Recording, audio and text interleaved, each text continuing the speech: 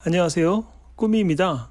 오늘은 기독교적 입장에서 여성에 대해 이야기하려고 합니다. 기독교는 보수를 대표하기에 여성에 대해서도 보수적인 입장을 취할 수밖에 없습니다. 먼저 성경 말씀부터 보겠습니다. 디모데전서 2장 11절에서 12절 말씀을 보시면 여자는 일체 순종함으로 조용히 배우라. 여자가 가르치는 것과 남자를 주관하는 것을 허락하지 아니하노니 오직 조용할지니라 라고 나와 있습니다. 고린도전서 11장 3절 하반절부터는 각 남자의 머리는 그리스도요 여자의 머리는 남자요 그리스도의 머리는 하나님이시라 라고 나와 있습니다. 성경에서는 남자와 여자의 질서가 절대적입니다. 과도한 표현이라고 생각하신가요? 성경을 하나님의 말씀으로 여긴다면 이 말씀대로 남자와 여자의 질서는 정해져 있습니다. 성경을 어떻게 해석하더라도 이 범주를 벗어나기 힘듭니다. 왜냐하면 그 시대에는 지금 시대처럼 여성의 인권이 향상되지 않았으니까요. 하지만 과연 그럴까요?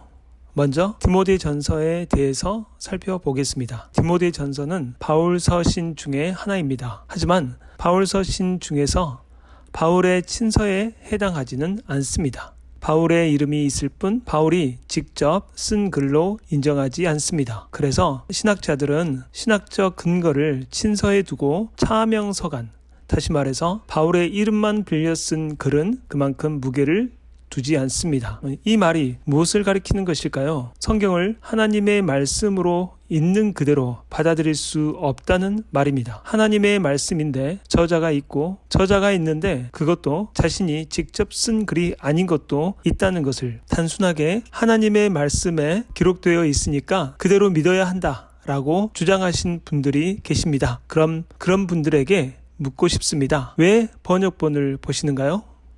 하나님의 말씀으로 그만큼 존귀하다면 원문으로 보셔야 하지 않습니까? 히브리어와 헬라어로 기록된 원래 원문으로 보셔야 되지 않습니까?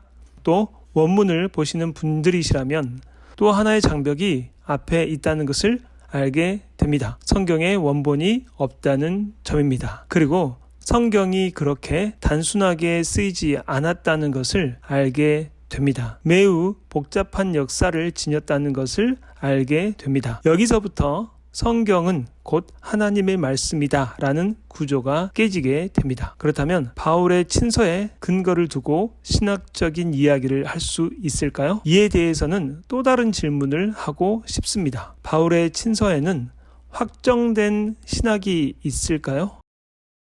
초기 바울은 예수 그리스도께서 다시 오실 날이 얼마 남지 않았다고 말합니다. 하지만 오시지 않는 예수님을 보면서 나이가 많아진 바울은 언제 오실지 모르지만 항상 기다리며 살라는 말로 바꿉니다. 확정된 이론이나 신학이 성경 자체에 있을까요? 이것만으로도 성경이 시대적 한계 속에서 선배님들이 남겨놓은 그런 책임을 알 수 있습니다. 신학에서 여성들이 여성의 정체성을 위해 성경에서 그 근거를 찾으려고 부단히 노력하신 분들이 많습니다. 죄송하게도 저는 그런 분들이 불쌍해 보입니다. 성경을 그 시대의 산물로 여기시면 되는 것인데 왜 굳이 성경에서 그 근거를 찾으시려고 하시는지요? 성경에는 민주주의나 심리학이나 인류학이나 공룡이나 컴퓨터나 AI나 로봇이나 아무것도 없습니다. 성경에는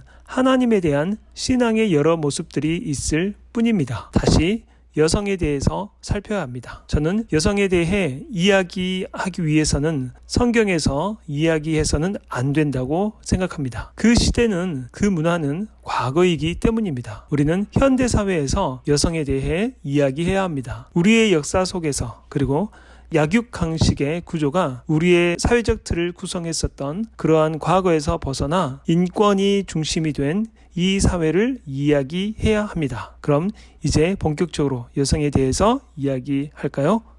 감사합니다.